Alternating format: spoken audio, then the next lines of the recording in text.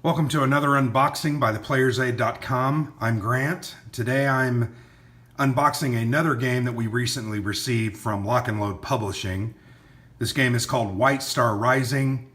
It's a second edition game and it is in the Nations at War series. The tagline here is platoon level combat in World War II. You'll also notice the setting of the game is June of 1944. And American tanks strive to liberate occupied France. So the game is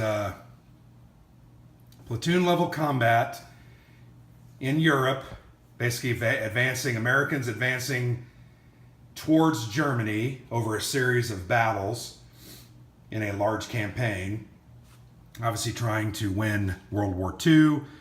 And the game uses quite a bit of, it's hex and counter. It's a great looking game. I think this box is really amazing. I've read a couple reviews online and looked at a couple people's thoughts. People really like this game. They think it's fun to play. It's easy to learn. There's a lot of positive things being said about it.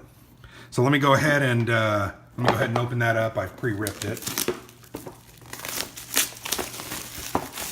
But great, I tell you, great looking boxes. These Lock and Load games come in fantastic boxes. The presentation's really good. This one is exactly what I would expect. Great picture there on the front. Gets me excited, actually, just looking at it. So you can see there's kind of a blurb on it. Here's a look at some of the counters. You've got faces on the infantry or leaders, and then you've got armor. It's a combined arms game. It has infantry, vehicles, tanks, artillery, as well as aircraft. So it kind of has a little bit of everything. Medium complexity game. Solitaire suitability is high, which is good. This game is also from 2016. 1 to 2 players, 2 to 4 hours. And you can see there's a lot of counters, 350 counters. There's 4 double-sided maps, rules book, 2 11 by 17 unit cost sheets. There's several 4-player aids, and then there are 6-sided dice. So the game was designed by Sean Drulinger, and you can see the different people that helped in art, in producing, etc. So let's go ahead and open White Star Rising. Once again, great looking box. Really nice presentation. Here's the dice again.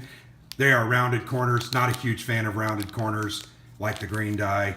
You have 2 6-siders.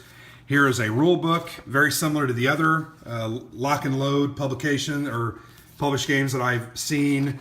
Hard, thick cardstock covers on the rule books. Inside is semi-gloss, good stock paper, nice finish, easy to read, looks great. And these are different scenarios. You can see this is one of the scenarios. It's called Swap Meet.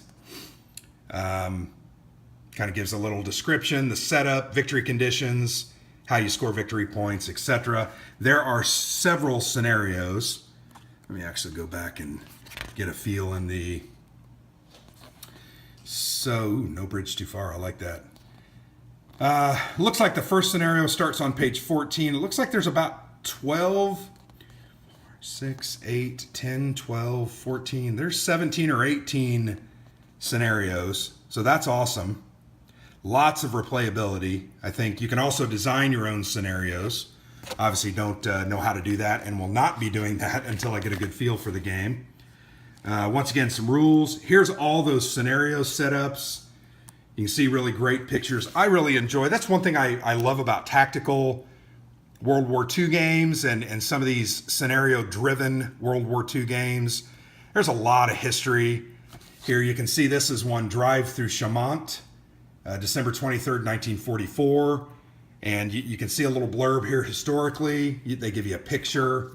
I like to really put myself in the place of those units and try to figure out how to overcome the obstacles that are put in front of us. Rules actually look very simple. Not a lot of rules. That's an advertisement for all their various tactical series games. Pretty exciting. But the rules, frankly, the rules are 1, 2, 3, 6, 7, about 7 pages of rules. Unless I've missed something. Here's the core manual. So there's the core rules that you're going to have to learn the system. And then these are various rules for the modules and the scenarios. Okay, I got it. So here's the scenario book. Sorry I wasted your time. Here's the rule book. Once again, really thick cover. Rules are about 35 pages. Lots of good examples, looking at the counters, helping you understand what and how combat works, movement, attack with mortars, combat results, assault combat. Actually, the print's very big. It's going to be one of those games that you, I think, are able to learn on the fly very easily by just skimming the rules and trying to play through a scenario, maybe the introductory scenario that will help get us on the ground. But these are the core rules that will be used in all the Nations at War games, so I like that. There you go. So there's a look at the rule book and the scenario book. On to the best part. Lots of counters. Let's go ahead and pull those counters out. I enjoy counters. Sometimes I just really like to look at counters. These are pre-rounded counters. These are going to fall right out of the bones, like a good barbecued rib off a bone. Fantastic. Once again, my only complaint is these are a little bit small. The counter's not small, but the writing is small. I'm older, 44, and my eyes aren't necessarily what they used to be. I'd like to see a little bit bigger writing, but I can deal with it. Not that difficult. These counters do use the NATO symbols. You can see those right there shown. That's kind of good. Nice looking counters, great colors. I like they kind of use those for infantry. They use a helmet. For a mortar, you can see the mortar there. Obviously, there's different tanks. You can see those.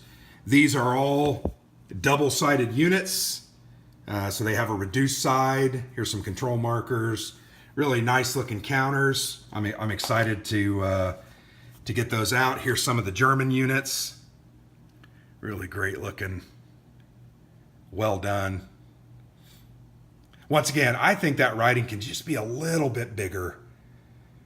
That's a nitpicky thing. I think they look good in general and will play very, very well. So once again, 4 counter sheets. I think there are 350 counters. These are administrative counters mostly, although there are some concealment, but end of turn, smoke, white phosphorus. Ooh, I love white phosphorus. There's some different ops complete markers. I assume you're given ops in certain scenarios and you can maybe put those on there saying you're done. Ooh, I really like the backs. Really great art on the backs of those counters. Look at that wire. What did it have on the front? Improved positions. Flips over and reveals wire. Kind of neat. I like those. I like showing those concealed tanks. Those are great. The movement and different markers there. Wrecks. Those are cool. Yeah, this game looks awesome. I'm just going to say it. It looks great. Here's the final sheet of counters. These are American units. Nice looking counters as well. Really looking forward to this game. You know what? I'm going to try to get Alexander to play this one today. The final thing we'll take a look at are the maps. There are 4 double-sided maps. I'm going to go ahead and then some player aids. Let's go ahead and put the player aids to the side. I want to get to the maps. I don't know if these maps combine together. So for instance, in a scenario, it may say use this map and that map. I'm assuming they do, because you can see these maps aren't huge. They're basically equivalent to an 11 by 17. So you might be instructed during any given scenario to put certain maps together. Obviously this one, the lake doesn't necessarily match up. But you may be instructed to put those together, or most of the scenarios may simply be done on one map, and there's nothing wrong with that. But you can see you flip them over, and it looks like the same area, Aeromanches. Yep, just in different. This is more winter, so that's cool. You flip those over. Here's a look at 2 of the other maps. kind of the same thing. It's the same part. And you just kind of flip that over and it turns into winter. Great looking maps. They're thick cardstock. And I think they're going to play really, really well. You can see that they're designed such that these roads meet up in the middle. So these are going to be very interchangeable and provide you with different opportunities as you create your own scenarios, or you use the scenarios in the book. Here are a couple of the player aids. These are, you got a terrain effects chart. Really well done, big writing. I like that. So I like that. Do that on the counters. That would be my only comment. Here's a chaos table. I don't really know what that means, but it sounds cool. Chaos is great. Here's the NATO symbols for the different types of units. There's a turn track marker. Here's the player aid showing how to read the parts of the various counters, the anatomy. Here is the unit point cost sheet, so that you understand when you're deploying units, it might say use 65 units, points of units or something for this scenario, and you can kind of choose. Don't really know, or that may be for the generation of your own scenarios. Here are two larger player aids. This one is a reference to various rules. You've got the sequence of play there on the left. A really nice card stock, very, very well done. I think this is going to be awesome. Have I said that a couple of times? Do you feel that I'm excited about this game? But here's some of those unit point costs sheets. Those are for the Germans, and then here's one for the Allies, the Americans. So really nice looking game. I'm very impressed. In fact, I probably should have got into some lock and load games many, many years ago. Unfortunately, I didn't, but I'm catching up with a vengeance now. I think I've got 4 or 5 lock and load games to go ahead and play through.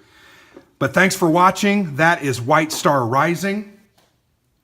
Nations at War. This is a newer game from last year, 2016, from Lock and Load Publishing. If you enjoyed the video, go ahead and like it. If you enjoy our channel, go ahead and subscribe. We try to put up a couple of videos a week, combining both unboxings with video reviews, really first impression reviews after we've played a game. Initially, Alexander and I will sit down and kind of tell you how we thought it went, what we liked, what we didn't like, what we enjoyed, what was hard or difficult. So anyway, check out our other videos on the channel.